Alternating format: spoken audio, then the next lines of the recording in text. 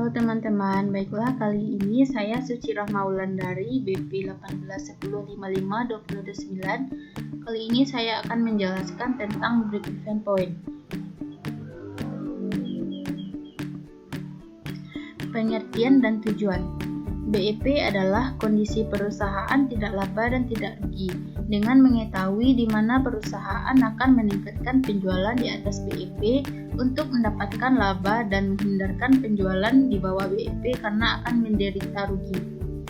Tujuan BEP yaitu cara menemukan sebuah titik dalam satuan dolar dan satuan unit, di mana biaya sama dengan keuntungan, atau total penghasilan atau total revenue perusahaan sama dengan total biaya atau total cost yang dikeluarkan, yaitu TR sama dengan TC. Grafik BEP dapat dilihat sebagai berikut. Penjelasannya, pendapatan dimulai pada titik awal dan terus bergerak ke sebelah kanan, semakin meningkat sesuai dengan peningkatan harga jual setiap unit. Saat fungsi pendapatan memotong garis biaya total, yaitu biaya tetap ditambah biaya variabel, terdapat titik impas dengan bidang keuntungan di sebelah kanan dan bidang kerugian di sebelah kiri.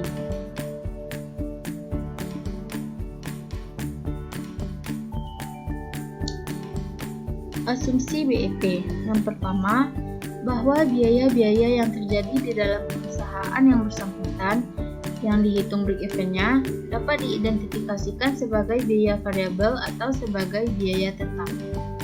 Yang kedua, bahwa yang ditetapkan sebagai biaya tetap itu akan tetap konstan, tidak mengalami perubahan meskipun volume produksi atau volume kegiatan berubah.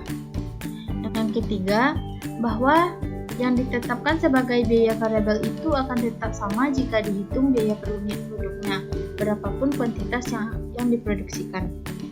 Yang keempat, bahwa harga jual per unit akan tetap saja.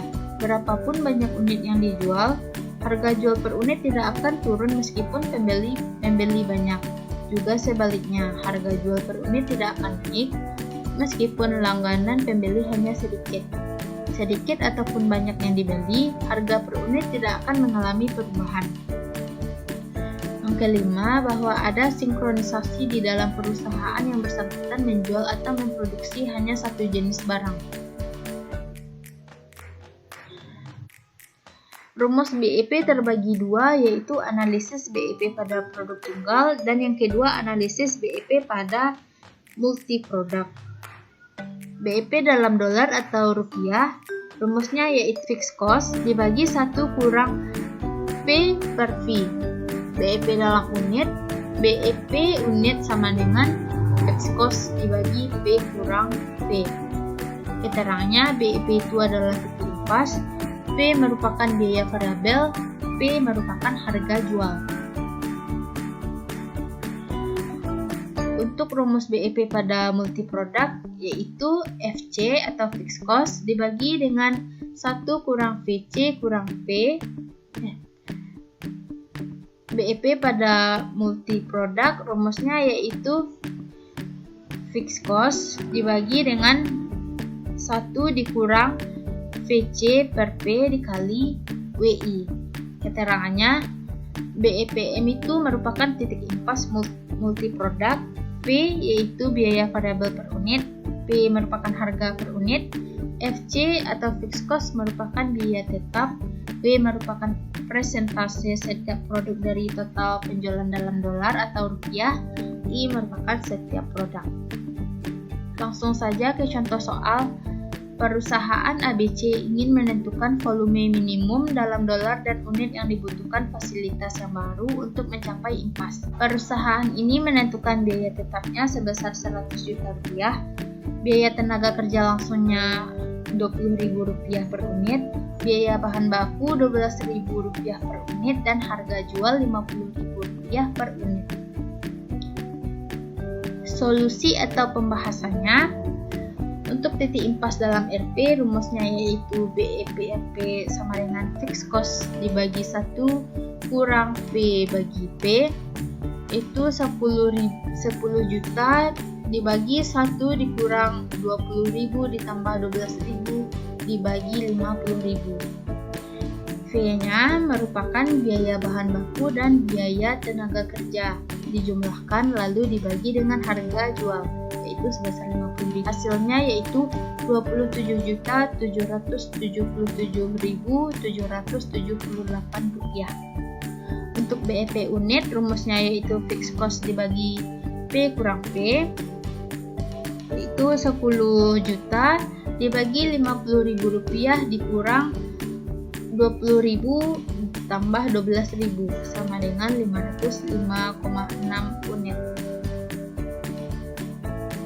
Contoh soal yang kedua, perusahaan Johnson memproduksi lebih dari satu produk dan ingin mengetahui titik impasnya dalam dolar. Informasi yang didapat biaya tetap yaitu $5.000 per bulan. Produknya ada 3, kopi, teh, dan gula. Untuk harga kopi sebesar $3,5, teh $2,3, gula $4,2. Biaya kopi $2, teh $1,2, gula $2,4. Ramalan penjualan tahunan per unit yaitu kopi 8.000, teh 7.500, gula 10.000. Solusi atau pembahasannya.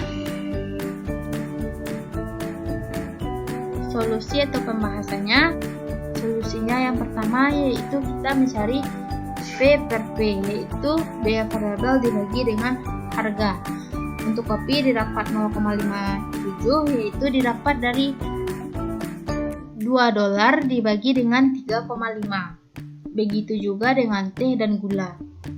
Lalu 1 dikurang V dibagi P, jadi 1 dikurang dengan hasil dari V per P, yaitu misalnya kopi 1 dikurang 0,57, hasilnya didapat 0,43.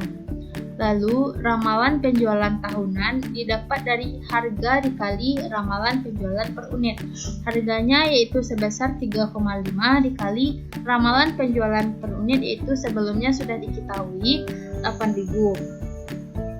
Berarti 8.000 dikali dengan $3,5 didapat 28.000. Begitu seterusnya dengan teh dan gula. Penjualan persen didapat dari ramalan penjualan tahunan per unit dibagi dengan ramalan penjualan keseluruhan dikali 100%. Untuk kopi yaitu $28 dibagi dengan 87.250 dikali 100%, didapat hasilnya yaitu 0,3209 atau 32,09%. Begitu seterusnya untuk teh dan gula. Untuk bobot cara mencarinya yaitu 1 dikurang P dibagi P dikali penjualan persen. Nah, di sini untuk kopi 1 kurang V dibagi P sudah kita cari yaitu sebesar 0,43 dikali dengan penjualan persennya yaitu 0,3209. Jadi didapat hasil bobotnya yaitu 0,1380 atau 13,80%. Begitu seterusnya untuk teh dan gula. Jadi BEP multiproduknya yaitu fixed cost dibagi dengan 1 dikurang VI dibagi PI dikali WI sama dengan $5.000 dikali 12 dibagi 0,4399, hasilnya yaitu $136.365.